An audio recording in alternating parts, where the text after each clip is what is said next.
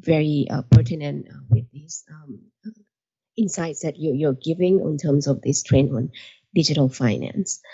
And with that, I think one part of the of any financing or digital finance is an important role of financial literacy. So today we have the next speaker, Professor Dr. Randall Chano, College of Management, Mahidol University, to talk about this important issue.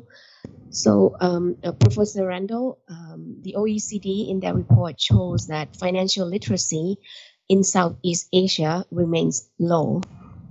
On top of that, now we are adapting to sustainable finance, which are relatively new concept, not only for household, financial institutions, and private sector, but also for policymakers.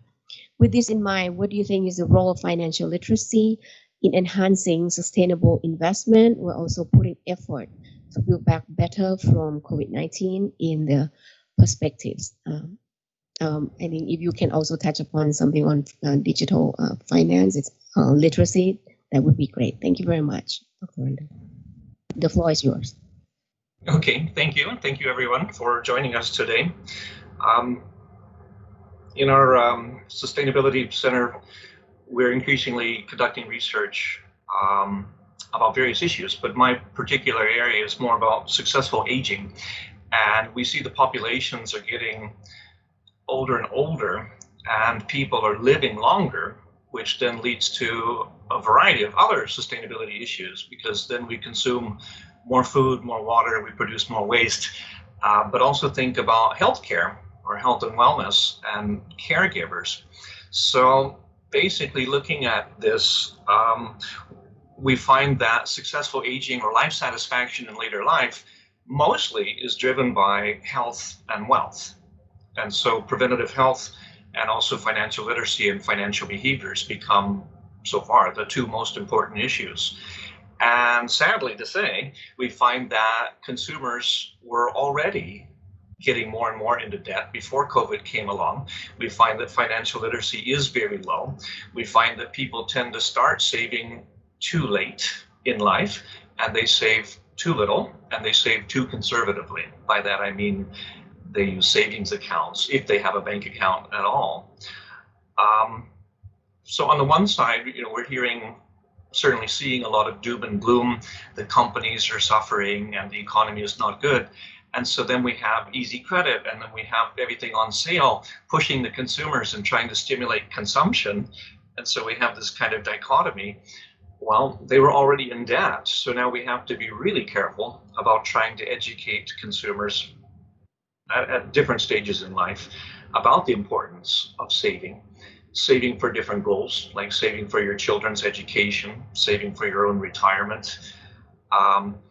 We have to try to become more mindful about sustainable consumption, not taking on excessive debt.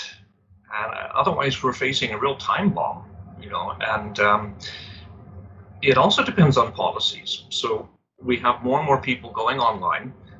In emerging markets, they're using their smartphones and tablets and now spending more time online, which is very similar to the trends way back when TV became popular, because it increases awareness of products and brands and stimulates consumption through marketing and advertising.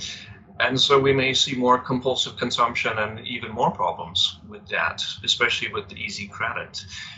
But when I said kind of regulation dangers, what if the banks start to allow people to mortgage their homes? And we've seen this in history before too, because then maybe the children and the grandchildren end up carrying the debt from a previous generation. So I guess I'm trying to raise awareness that these issues were already dangers, and now they might be accelerating because of digital, because of people being online.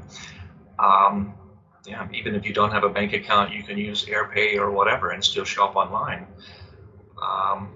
What we found in our research so far is, again, low financial literacy and yet also distrust. So people don't really trust the financial institutions or the financial advisors. And so they're searching online to try to find their own solutions. And so I would say, more research in this area would help us see. Also, maybe some policies to help educate people at different stages of life. So when you're really young, it's good to learn about sustainable consumption and avoiding excessive debt or waste. But it's not until they get older that they start to earn, revenue, and they start to think about savings.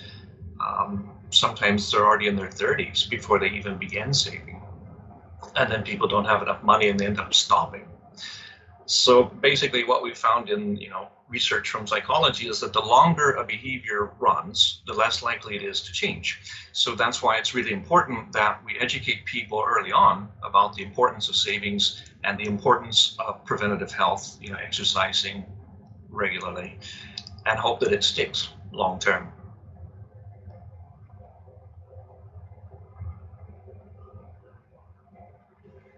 Okay, thank you very much, Mr.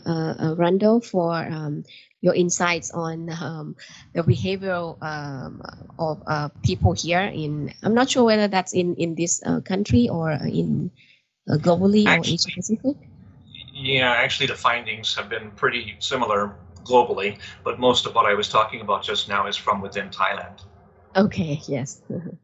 Yes, I think we have pretty much a lot of household debt here, so we have to start perhaps saving early and more, as you mentioned. So thank you very much, Mr. Randall, for your insights. I have one more questions for last but not least important speaker.